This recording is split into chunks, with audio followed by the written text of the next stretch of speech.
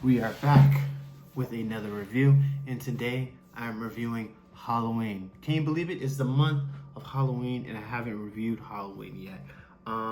This film, in particular, I'm gonna be referencing a couple characters: Dr. Loomis, The Shape, the Boogeyman, Michael Myers, and Jamie Lee Curtis. I don't know her character's called in the film, so I'm just gonna call her Jamie. This film is very different from what I remember.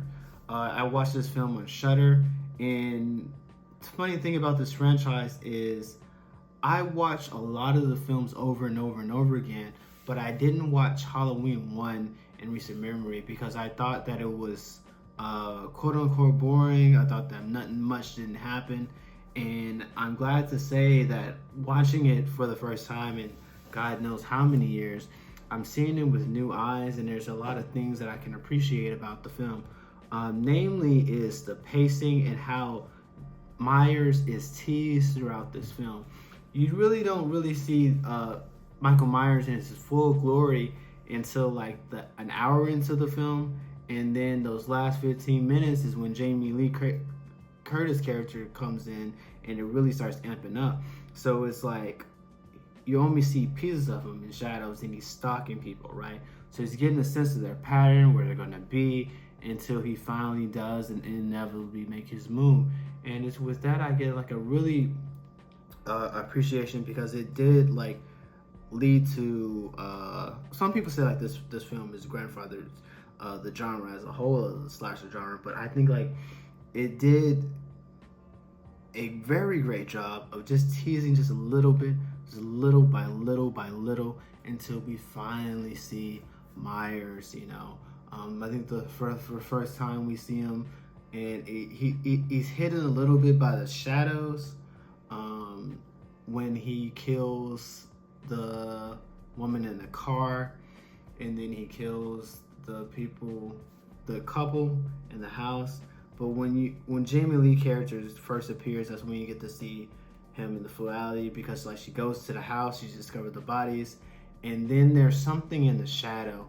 And the way this is shot, oh my gosh, it almost makes me want to buy the film just to look at the special features of it, because he's in the shadow, but the lighting, it's not like he's moving closer, but like the grading and the lighting just starts lighting up, so you're able to make out his face within the shadows. And that is truly, truly, truly, truly, truly horrifying. Not like a jump scare type of horrifying, but just like classic nostalgia scares. Like you think you're alone, you're discovering all these things, and then there's something lurking in the dark. He's not walking. I don't know. I don't know. I mean, okay, there's a couple things about this film that I must highlight, and I thought in the past, but actually it's really different. One, the headstone and the kill that he does in the car. I don't recall that at all. The headstone is new to me. I guess it's hinted at early in the film. The second thing was the amount of times that he was attacked. Jamie Lee Curtis in this film is definitely attacked her. She pieced up Michael Myers. It kind of reminds me a little bit of Nightmare on Elm Street, which I'm going to get to a little bit later, because she stabs him in the neck, she stabs him in the gut, she hits him, and then of course he gets shot by Dr. Loomis. So he takes an insane amount of damage throughout this film, and he just keeps back getting up. And then the kids give him the name of the Boogeyman, but of course Dr. Loomis throughout the film, he's talking about he's not sane, he's this and he's that, and of course like the infamous scene with the introduction when he in the hospital and he breaks that window. It's just like there's just so much Easter eggs in that. But again, I'm surprised that with Michael Myers or the Boogeyman or the Shape, only the last 15 minutes is when we get the introduction of like, okay, I mean, for half an hour is when he starts streamlining these kills, and those last 15 minutes is when you get the chase scene with Jamie Lee Curtis and how he's stalking her, and they have 3 encounters within that time period.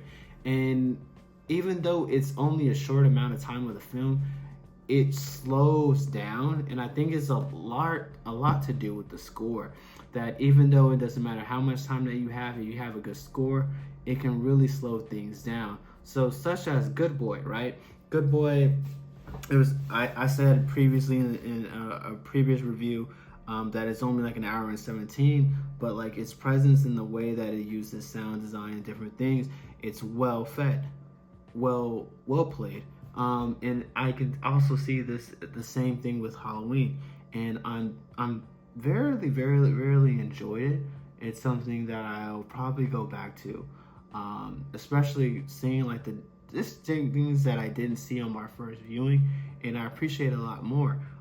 But if you do ask me of the Halloween franchises and which was my favorite, Halloween 2018 is by far my favorite. But no, Halloween 2. Okay, this is my top 3. You didn't ask. You didn't ask, but I'm gonna tell you anyway. Halloween 2018, Halloween 2, and then Rob Zombie's Halloween, right? And I hope to review those films throughout. But again, this was a great addition. Have you seen Halloween? Why haven't you seen Halloween? It's a classic. It's mandatory viewing. You do have to see it. Please leave a like, comment, subscribe, and of course, as always, jarritos on me. Take care.